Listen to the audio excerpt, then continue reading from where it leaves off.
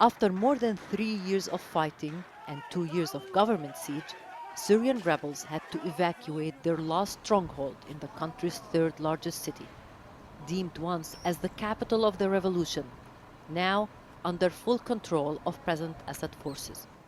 This was an unprecedented deal, brokered and overseen by the Iranian ambassador in Syria with the help of the United Nations. Hundreds of rebels were allowed to leave the old city of Homs with their light arms to the areas controlled by the rebels in northern Homs. Those who agreed to lay down their arms were allowed to stay.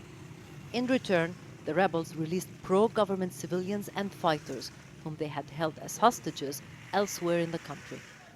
The rebels will also allow aid to be delivered to Nubal and Az-Zahra Shia villages in Aleppo province that had been under siege by rebel forces.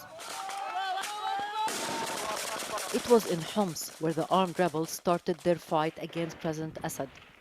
Also here, the government used all weapons at its disposal to crush the armed rebellion.